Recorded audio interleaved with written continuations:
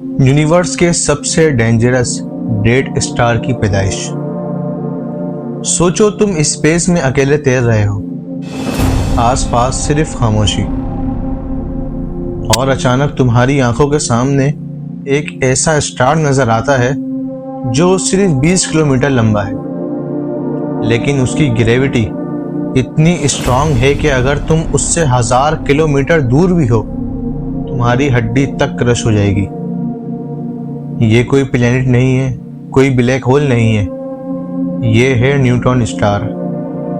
और सबसे हैरान करने वाली बात, ये स्टार्स मर चुके होते हैं, फिर भी यूनिवर्स के सबसे वायलेंट, सबसे पावरफुल और सबसे जिंदा ऑब्जेक्ट लगते हैं।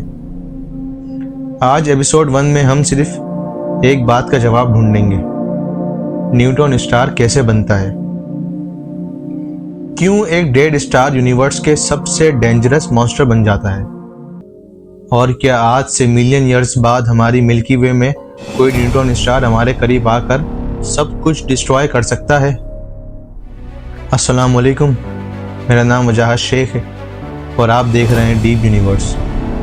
आज हम शुरू करने जा रहे हैं न्यूट्रॉन स्टार सीरीज, और इस सीरीज में हम यूनिवर्स के डेंजरस ऑब्जेक्ट के बारे में डिटेल से समझेंगे। अगर इन्फॉर्मेशन पसंद आए तो वीडियो को लाइक करके चैनल को सब्सक्राइब कर दो। एक स्टार की मौत। स्पेस में एक मैसिव स्टार जल रहा होता है। मैं नॉर्मल स्टार की बात नहीं कर रहा, बल्कि सन से 8 से 20 गुना ज़्यादा बड़ा।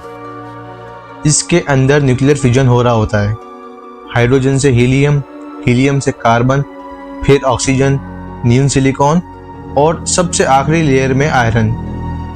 जब स्टार के सेंटर में आयरन जमा होना शुरू होता है, तब यूनिवर्स का सबसे डेंजरस काउंटडाउन स्टार्ट हो जाता है, क्योंकि आयरन से एनर्जी नहीं बनती और फ्यूजन रुकते ही स्टार अपने आप को बैलेंस नहीं रख पाता, और एक पल आता है जहां ग्रेविटी जीत जाती है। स्टार अपने ही वेट के अंदर की तरफ कोलैप्स करने लगता है।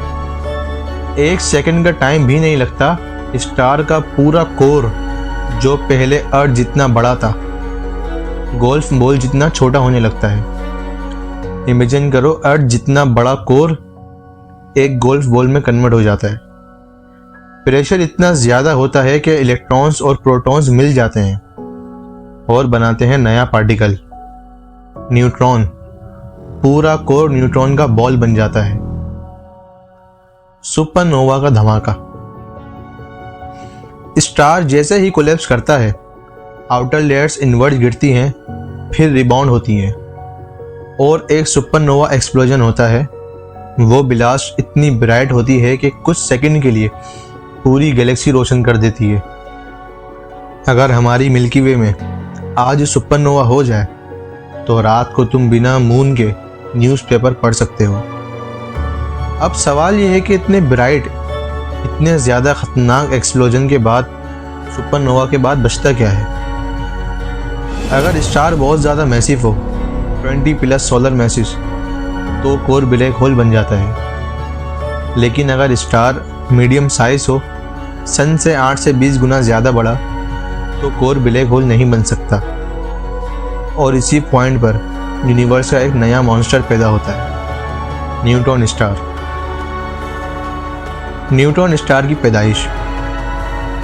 सुपरनोवा के बाद जो बचता है, वो होता है एक 10 से 20 किलोमीटर छोटा, लेकिन सन से ज़्यादा मास रखने वाला ऑब्जेक्ट। इमेजिन करो, 10 से 20 किलोमीटर और सूरज से ज़्यादा मास रखने वाला ऑब्जेक्ट। ये होता है न्यूट्रॉन स्टार। तुम सोचो, 20 किलोमीटर, लाहौर शहर के एक कोने से दूसरे कोने तक जितना डिस्टेंस, और इतने छोटे स्फीयर में एक पूरे सन का मास, अनइमेजिनेबल। इसका मतलब इसकी ग्रेविटी सोची भी नहीं जा सकती। अगर तुम एक चीनी का दाना जितना न्यूट्रॉन स्टार का मटेरियल उठाओ, तो उसका वजन माउंट एवरेस्ट के बराबर होगा। ये नॉर्मल मैटर नहीं होता, ये वो मैटर है जहां एटम्स टूट जाते हैं, इलेक्ट्रॉन्स एंड प्रोटॉन्स मिलकर पूरे न्यूट्रॉन्स बन जाते हैं। ये एक तरह से न्यूक्लियर मैटर होता है। जैसा हम सिर्फ एटॉमिक बॉम्ब्स में इमेजिन कर सकते हैं, लेकिन इससे बिलियंस ऑफ टाइम्स ज़्यादा एक्सट्रीम। ग्रेविटी जो लाइट को मोड़ दे। न्यूट्रॉन स्टार की ग्रेविटी इतनी पावरफुल होती है कि अगर तुम उसके 1 मीटर ऊपर रख दिए जाओ तो तुम पर 100 बिलियन ग्रेविटी की फोर्स से नीचे गिर जाओगे। तुम्हारी बोन्स, मसल्स, ऑर्गन्स कुछ भी सरवाइव नहीं करेगा। ह्यूमन बॉडी वेपराइज हो जाती है, और अगर तुम उसके पास लाइट चमकाओ तो वो लाइट भी कर्व हो जाती है। ये ब्लैक होल जितना ताकतवर नहीं है, लेकिन उसके बिल्कुल करीब है। स्पिन यूनिवर्स का सबसे fast rotation. Neutron star birth के वक्त एक छोटे बच्चे स्पिनर की तरह रोटेट करना शुरू कर देता है। क्यों? क्योंकि एंगुलर मोमेंटम कन्वर्स होता है। जैसे एक फिगर स्काटर अपने हाथ बांधकर बहुत तेज घूम लेती है, वैसे ही स्टार जब कोलैप्स करता है तो रोटेशन क्रेजी लेवल तक बढ़ जाती है। एक न्यूट्रॉन स्टार 1 सेकंड में 700 बार घूम सकता है। 1 सेकंड में 700 बार। कुछ जैसे कि मिली सेकंड पल्सार्स, 1 सेकंड में 1 रोटेशन। ये स्टार लिटरली मशीन गन की गोली से भी फास्ट घूमते हैं। मैग्नेटिक फील्ड सबसे पावरफुल मैग्नेट। अगर अर्थ का मैग्नेटिक फील्ड एक सिंपल फ्रिज मैग्नेट जैसा है, तो न्यूट्रॉन स्टार का मैग्नेटिक फील्ड अर्थ से 1 ट्रिलियन टाइम ज़्यादा पावरफुल है। कुछ न्यूट्रॉन स्टार, जिन्हें हम मैग्नेटार्स कहते हैं, इतने मैग्नेटिक होते हैं कि अगर तुम 1000 किलोमीटर दूर भी मेटल वॉच पहनो तो वो वॉच तुम्हारे हाथ से टूट जाएगी। मैग्नेटार के पास जाकर मोबाइल फ़ोन ऑफ नहीं होते, बल्कि एटम्स लेवल पर टूट जाते हैं, फट जाते हैं। ये मैग्नेटिक फील्ड पूरे प्लैनेट्स को तोड़ सकती है। पल्सार जब न्यूट्रॉन स्टार बनता है लाइट हाउस। कुछ न्यूट्रॉन स्टार बहुत परफेक्टली अलाइंड बीम्स इमिट करते हैं। ये बीम्स रोटेशन के साथ स्वीप करती रहती हैं। अगर वो बीम्स अर्थ की तरफ आए, हमें पल्स दिखाई देते हैं, इसीलिए हम इन्हें पल्सार कहते हैं। हर रोटेशन में एक ब्लिंक, एक कॉस्मिक लाइट हाउस जो स्पेस के अंधेरे में सिग्नल भेज रहा होता है। जब पहला पल्सार साइंटिस्ट ने डिटेक्ट किया तो उन्होंने सोचा कि कोई एलियन का सिग्नल है। अब बात करते हैं इसके टेम्परेचर की। फ्रेशली बॉर्न न्यूट्रॉन स्टार का temperature 1 trillion degree Celsius, yes trillion, जैसे यूनिवर्स का फर्नेंस। फिर धीरे धीरे कूल होते हैं, लेकिन कूलिंग के बाद भी इनका सरफेस होता है 10 मिलियन डिग्री। तुम्हारा स्किन 0.001 सेकंड में वेपराइज हो जाएगा। एपिसोड 1 का क्लाइमैक्स। क्या न्यूट्रॉन स्टार अर्थ के लिए खतरा है? अगर कोई न्यूट्रॉन स्टार मिल्की वे में ट्रेवल करते हुए सोलर सिस्टम के पास आ जाए तो 1 लाइट डिस्टेंस पर भी उसकी ग्रेविटी कॉमेट्स और एस्ट्रॉइड्स को डिस्टर्ब करेगी।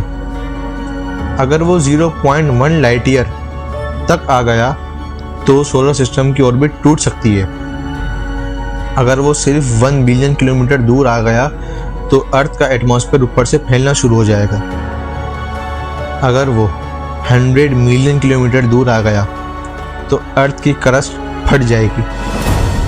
और अगर वो 10,000 किलोमीटर तक आ गया, अर्थ लिटरली नूडल बन जाएगा, स्पैगेटिफिकेशन।